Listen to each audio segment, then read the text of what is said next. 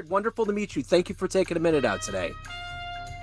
Good to meet you. I'm so happy to be here and have a great discussion with you and see where our conversations go. Absolutely. So let's get into your world. Before we get into your world as a leader in performing arts and education, I want to know first and foremost, one of the more momentous things that we've gone through was surviving that pandemic 4.5 years ago. How many waves Mhm. were created during that time period that you're still dealing with now in this new year that we're in?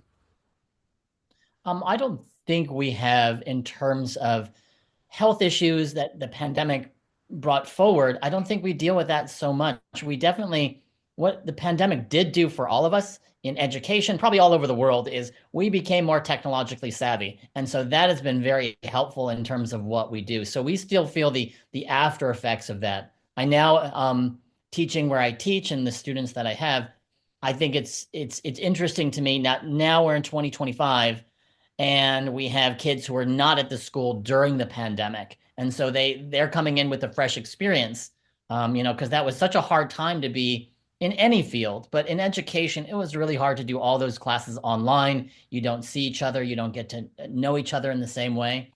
So I don't really feel like we're feeling too much of that. We benefited from it, I think, Okay. ultimately in the long run Yeah. during that time period. Really challenging, like it was for every industry across the planet, but we benefited ultimately. So let's get to the heart and soul of what you do on a daily basis. I'm going to put you in front of a bunch of grade schoolers, third graders. It's Sure. career day. The kid in the back of the room is like, Okay. "Hey, what do you do for a living?" How do you answer him? Yeah. Well, I tell them that I teach dance, and specifically I teach classical ballet to high schoolers and undergrads and kids who are in college. And so that's what I do. I teach them through methodology, through certain pedagogy, the fundamentals of the art form. Now, the kids who come to my school, they've already have a certain level of competency when they walk in the door. They have to audition to get into our school. And then once they're there, we just try to elevate them and make them professional dancers, professional artists, whether it's ballet, whether it's contemporary. We have lots of students who have gone on to Broadway. They've performed in amusement parks and cruise ships, in music videos. Anywhere there's dance, we usually see our students showing up. And that goes globally too. So we're really proud of our kids. So, have you always been in dance when you were a kid? What was your dream? Was it always to be in this world? So I'm a third generation ballet dancer. So my grandmother was a prima ballerina in the Hungarian National Ballet. Wow. She escaped with my mother during the Hungarian Revolution in 1956. They came over here. They started a ballet school. My mom had her own school. And so I've been around ballet and dance my entire life.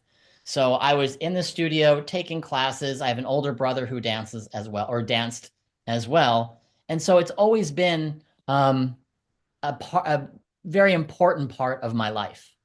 So I have other career aspirations now as I'm a little older. I've stepped off from the stage after 20 years of being on the stage. I've been teaching for over 15 years, probably more like 20.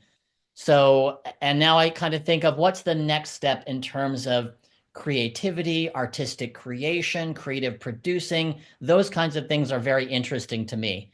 And how, because I see this incredibly positive impact that the arts have on young people, how it absolutely informs their lives and their lived experience and their intelligence, and not to mention their physicality. So all of those things, I look at them and I see how it elevates them. And so I'm thinking more broadly now, like how can I, beyond just being in the classroom, how can I amplify what I do to a broader population of students and young people, really young people. But it could be, I love teaching adults too, because that they're always very interested in whatever it is, dance wise. Speaking of young people, I've heard a lot about athletes taking dance or ballet because of the perseverance, because of the agility and all of those things that go into it. Talk to me a little bit about how those two worlds kind of come together and how essential dance can be to shape the mind of an athlete and build them up. Well, I think, I mean, obviously dancers are artists, but I think first and foremost, they're artists, but they're also athletes. They're so intertwined, you cannot get away from that. So I think about professional athletes, and I've worked with ice skaters, for instance. Um, I've done classes for ice skaters.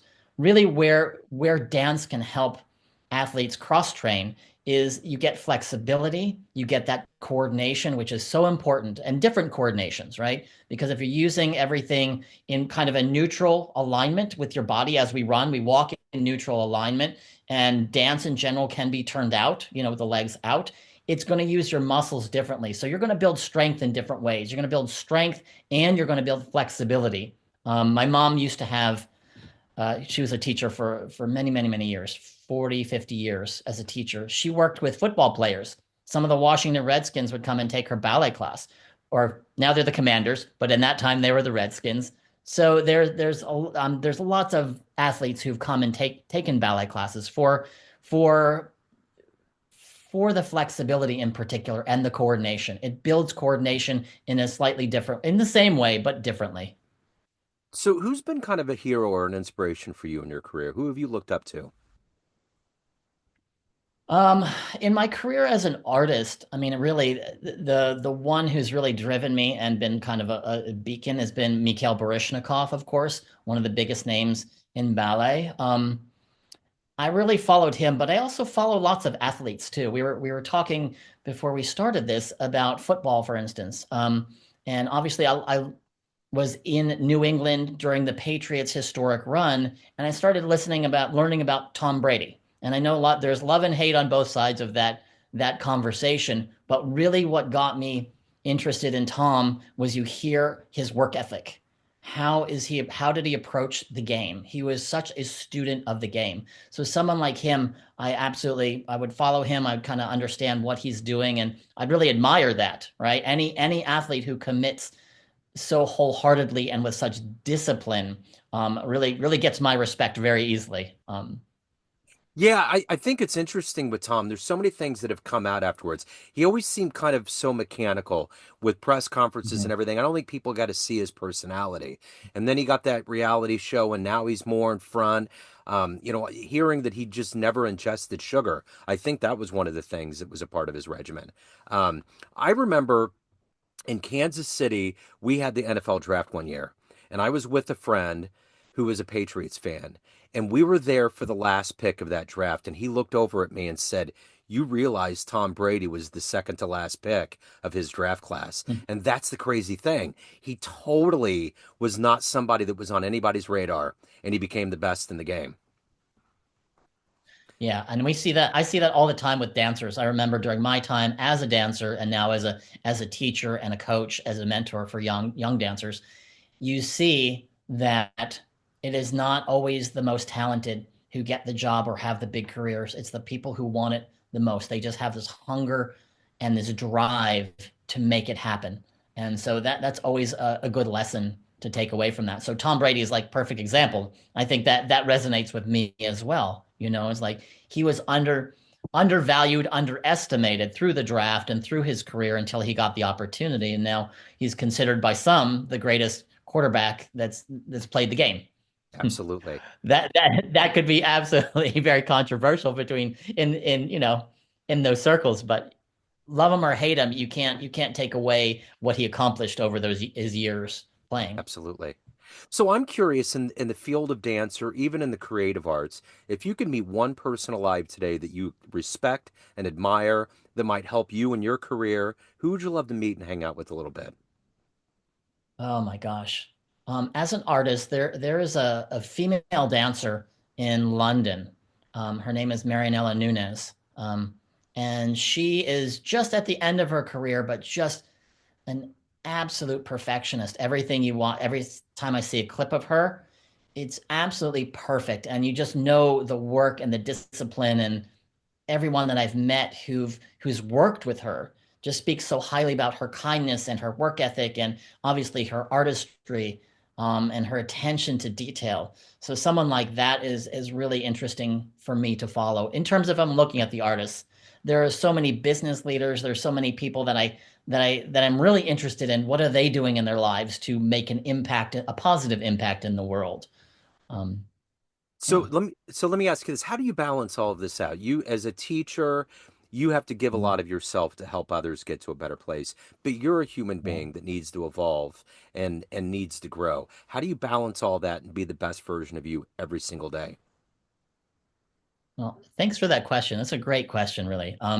Because there is that other side of things, and I've been very fortunate to work in academia, the university, where they do support professional development. So for me, not only do I do things that are in line with my profession, like doing some teacher training and doing some workshops and conferences with other teachers, I also pursue I also pursue things that are physically active. Like for me, how I balance it personally, I rock climb and I also train in Muay Thai as well. So for me, those are really healthy and positive outlets for me to kind of explore my own physicality and my own just mental health. Um, I just recently went back 3 years ago and completed my MFA in dance, which I had never intended to get a master's degree in dance because I had worked in the profession for so long. But I went back, got my master's degree 3 years ago, and I'm currently pursuing my MBA. Um, as just a completely different departure from dance. Not departure, but different way of maybe processing what it is we do and how do you support the arts. So in your career, you've been decorated, you're award winning. What has been an award or an accolade that you received that surprised you? It's never fair to ask what's your favorite one, but it really is kind of what was the one that you got, the recognition that you were like, it came out of left field, you had no idea. Well, I think I have to talk most recently. I've gotten two awards recently. I got they created an award here at UNCSA. It was called the inaugural faculty leadership endowment, and they made that for me to celebrate the leadership I'd shown within my school and within the whole school. So that was a unexpected honor to be bestowed upon. So I'm curious, in this reality TV world that we live in, they throw all these spotlights on things that people don't consider a lot.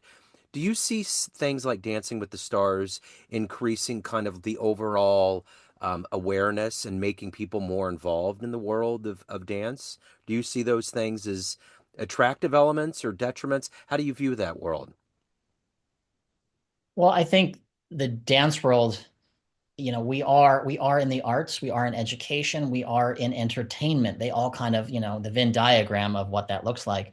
So shows like Dancing with the Stars, I think they're positive for the dance world and the artistic world, even though, it's very commercialized, obviously. They're trying to monetize what they're doing, but I think it's a very positive thing because they really do highlight the positive elements of dancing. They show the rehearsal process. They show these dancers working hard. They show people who are not professionally trained going with professionals. And so I think there's a really positive element to that. And I totally support that. It's got its own place, right? Where the Yeah. world is big enough, all of these things to coexist and not be detrimental to each other, but also support each other. So I think they've done a big service to the dance world in general. So my stepdaughter was in dance, competitive dance for a long, long time, and what is she 19 now? Her joints and her body went through the rigors of it. And I'm curious, what can young dancers do to prevent the entropy, so to speak, or possible problems that they can have? Are there vitamins, stretching? How do teachers instill that preventative nature of them so that when they get older, their body's still preserved? Yeah, I mean that talks to training. That really talks to the fundamentals of training, how they're trained. Um, and then in terms of the supporting and the supplementation there, young people, their bodies are growing and changing so quickly. You're not going to tell them to take a whole regimen of vitamins or anything, but just the basics. It really just is the basics. Make sure they're getting enough sleep, they're drinking enough water, and they're eating well. They're nutritionally supporting themselves, Yeah. right? Because has gotten a bad name and for a long time in terms of dancers not eating Yeah. and all of the health issues that come from that. And now we know that you can achieve the same goal of not eating by eating well and supporting yourself nutritionally. I would say big thing, work with a nutritionist. Gotcha. If you're in something that you're doing many hours during the week physically, you should have a nutritionist supporting you. They should be on your team. And there's lots of free resources, but there's even people you can meet online who are licensed, who can support people and create a plan for them so that they understand this is what they're going to do to meet their goals. Because that's all we're really trying to do. How do we meet our goals? To achieve the thing we want to achieve, but do it in a healthy way.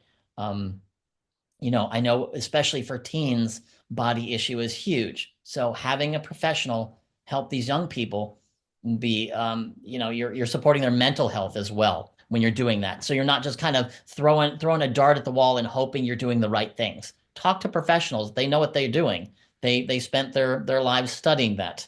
So I think that's going to protect their bodies if Yeah. they're nutritionally supported. And again, there are some harmful pedagogies out there that, we see them sensationalized all through the media, where people are pushed too hard and they're injuring themselves because they're just going beyond their limits. We have to be aware of those things, and dancers and athletes and people in general should understand if it's really feeling like it's too much, it's probably too much. Yeah. But, a good open dialogue with your coach, with your teacher, that is critical. So, what's the best advice you've ever gotten as a dancer or a creative? I've gotten so much good advice. I've been so fortunate to work with a lot of great people. It's hard to pick one. Sure. Um, I think I go back to my formative years as a dancer, and in my career, I've had a mentor who said, and I've had actually several mentors say the same thing: go out and do things beyond dance. Go to the museum, read some books, go for hikes in nature. Just anything and everything that you can do to kind of see the world, to contextualize what you're trying to achieve. Yeah. And so that's really helpful because it's very easy in any profession, I think, to be hyper fixated on the thing. And we lose this global perspective of our lives and our profession, and we lose ourselves, and it's very easy to burn out that way if you're so fixated on one point, right? If you Yeah. have more information to inform how you live, that's going to impact every area of your life. So I think that I still think about that every time that I kind of feel like I'm in a rut. It was like, I need to learn something new.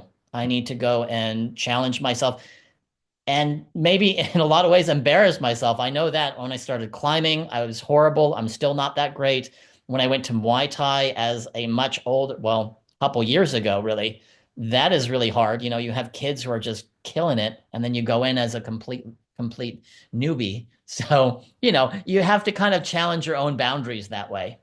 Absolutely. So let me ask you this. If you had a dream tonight, ran into the 18-year-old version of you, you could give that young version of you a piece of advice based on this life you've lived, the wisdom you've gained. What advice would you impart on that young version of you? Yeah, the young version of me, you know, maybe a headstrong young man, I would say take a breath. Just take a breath. Be kind to everybody. Be as supportive as you can to everyone around you, right? Even though it's so easy to be myopic when you're, an 18-year-old, a teenager, a young 20s. Just take a minute. That kindness and that work with your peers better.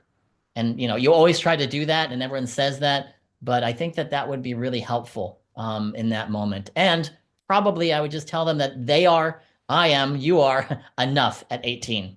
Yeah. You don't have to be anything than who you are in that moment. It is enough. Life will unfold for you regardless, but that is, so you're not feeling so um maybe that self-talk isn't as positive as it could be. So when you look at the arc of both your professional and personal life, all the Mhm. evolution and everything that you've accomplished, what are you ultimately the proudest of? I think ultimately the thing that I'm the proudest of is got to be these young people that how I've impacted their lives positively.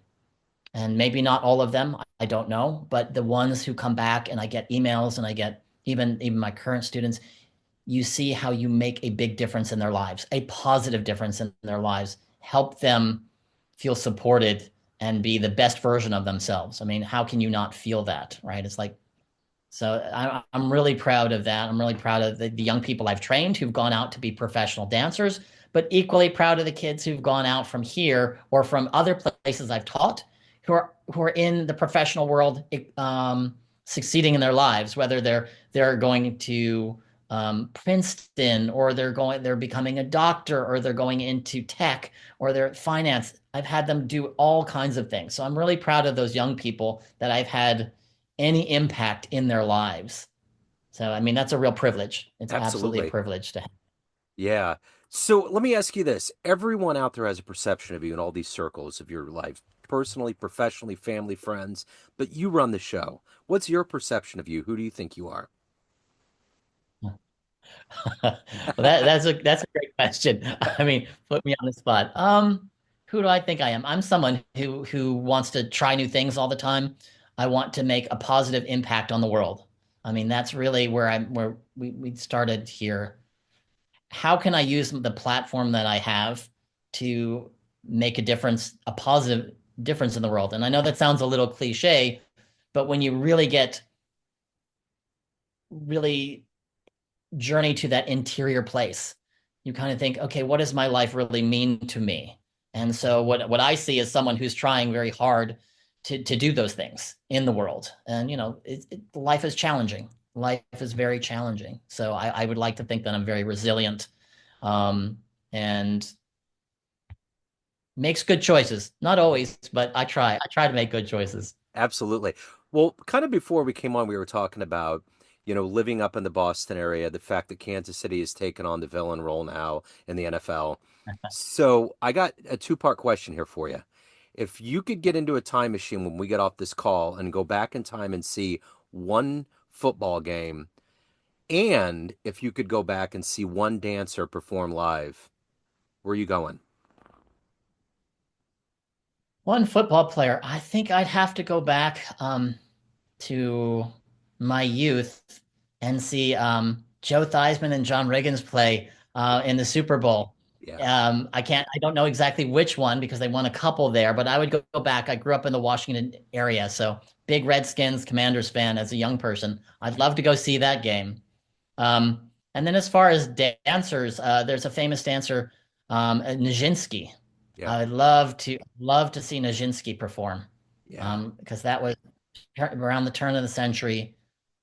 There's a whole movement that came out during that time, and he was right at the heart of that. So I would love to see that dancer perform. So my dad was a car salesman when I grew up, and they had this big pot where they picked people to win tickets to the Super Bowl.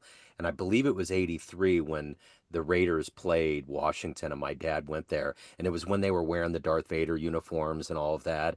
But I can't remember if they won or not. But it's funny you mentioned that because he actually got to go down there and see that game. Yeah, So, but man, I was really pulling for those guys. What a turnaround the yeah, Commanders did this year. I mean, it's astounding. I mean, all of those emails that were leaked, the in-app management, and all of a sudden they're on the brink of the Super Bowl. It's crazy. yeah. And it was a great game. Yeah, I just Philadelphia is just a little bit too much for them. I mean, yeah, it was you just I mean, their future is bright. yeah, Finally, hopefully in Washington, they turn things around and they'll yeah, keep going in this direction. It's great. They haven't been in the playoffs in I don't know how long. I think they said 93 or something. I don't yeah, know. It's been a minute since they've been there. yeah. It was a long, long time. So, hey, if anyone out there wants to reach out, they want to hire you, they're curious about what's going on, any of the good business in your world, where can they go? The best place to reach out to me through either Instagram or LinkedIn. That is the best place. I have a website that is under construction.